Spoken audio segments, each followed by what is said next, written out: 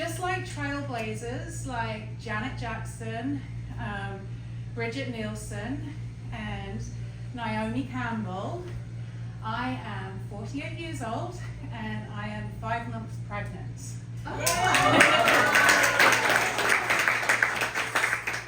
And yes, I've been hiding it from you for all this time, and now I can wear clothes that show it off. And I did IVF, and this was a whole conscious creation, and that's what I want to talk to you about today. It's conscious creation. So conscious creation is manifestation, also known as manifestation. So your life right now is a manifestation. Like right now, as you sit here, you are manifesting. You're emitting vibrations at different frequencies. I mean, it's all through what you're thinking, what you're feeling, what you're truly feeling. Because you're not always feeling what you think you're feeling, and even through what you're saying. And that is just, these frequencies are just attracting all the circumstances, all the people, just everything that you have in your life right now. That's you. Like, your life isn't happening to you. You're attracting it. So I wanted to talk about consciously creating, because sometimes when we truly desire something in our hearts, we can struggle to create that for ourselves because we're not always aware of the frequencies that we're emitting. So I wanted to start my story today. I do have one slide for you. My story of conscious creation started with this beautiful little girl who I adopted during the pandemic. She was 13 years old at the time, and she just burst my whole heart open. It was really my first experience of true unconditional love, and through, I was just like radiating it as soon as she came into my life from that point forwards, and just through emitting that, like, I became this love magnet, and my whole life began to change. And it eventually led me to a conversation that I had with my sister-in-law a couple of years ago, where she started to tell me what she thought about me having a family. And in that moment, I could just feel this energy rise within me to shut her down, right? Let's give her the canned response that I've been giving everybody for my entire life. And I was aware of this because I was in tune, and I just stopped. I let that energy drop, and I listened with my heart. And the next moment, I'm in tears, because what she said changed my destiny for my entire life. What I wanted to say is just, think about how often somebody may come at you with some meaningful, something that they're giving you from their heart, and you just miss it, right? You just shut it down. And I'm not saying don't have a filter, right? Because you should. But sometimes we're not open to possibility, and we just miss what's right in front of us. We're so caught up in our heads thinking about other things. So yeah, my destiny was changed, and my heart was in this. Now, like this, I knew this was my natural unfoldment to growth. It wasn't about this, I want a baby. This was about how I can bring more meaning to the world, like through this guidance of bringing up a spiritual being, and how that, resonates with me, or the people in my life, the vibration it brings to me, what I put out. And the universe always responds to what's in your heart. So sometimes when we want to manifest something, we're coming from our head. And what I would say is, try and think about, how does this bring value to others? How does it bring value to you so you can bring value to others? And how does it bring value to those around you? Because sometimes just coming at it from your head, like, you might get it, or you don't keep it, or it's always out of reach. So yeah, the universe always responds to your heart.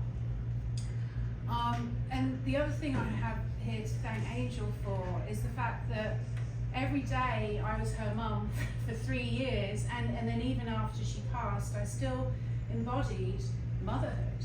Like I just lent into that, because being the vibration of what you want is how you're going to attract it. So embodying motherhood every day was how I created this, or in co-creation with the universe. Because often we think we want something, but we're coming from a place of lack.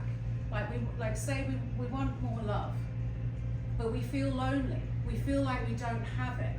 We feel like we're by ourselves. So the universe doesn't decipher it. It literally works on vibration. What's the vibration you're putting out, and that's what you're going to attract.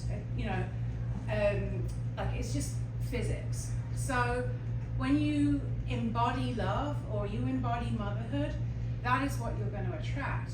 Whereas if you're coming from a place of feeling lonely, the universe it just literally can't decipher. It thinks that's what you want because it's what you're feeling, it's what you're vibrating.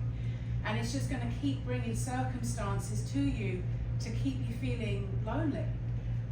So yes, thank you, Angel. I lent into that feeling of being a mom.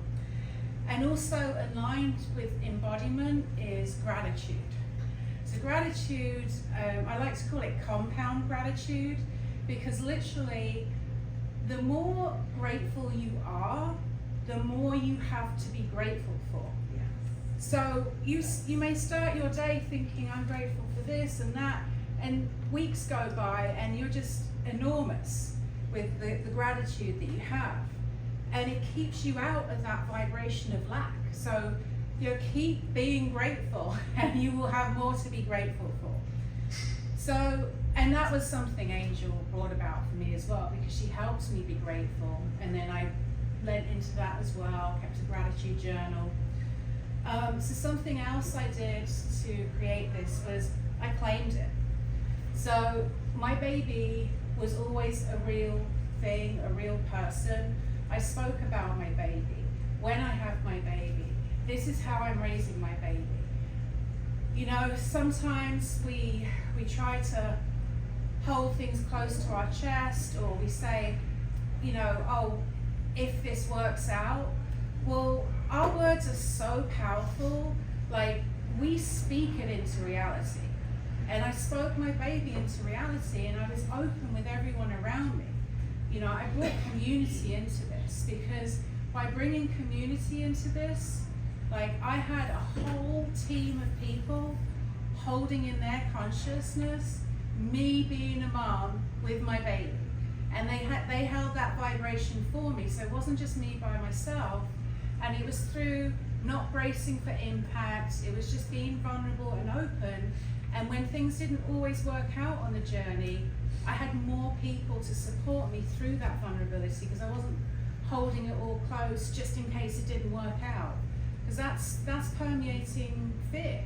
And it's okay, like, that's where our human mind wants to go first. But the evolution is, you know, pushing yourself past that and just working on what you're embodying, the frequency that you're putting out. So I think we're wrapping up now. One last point, act as if. So you're all business owners, you're probably used to acting a little bit, right? You have to act like you have the success before you can get the success. That's literally how it is. And I did the same with my baby. The day came for the IVF implantation procedure, and as far as I was concerned, I was getting pregnant. This was the big day, and I had other people hold that for me. And it is a miracle for someone to, especially my age, to get pregnant on the first time. And I did. And again, that was it. I acted as if.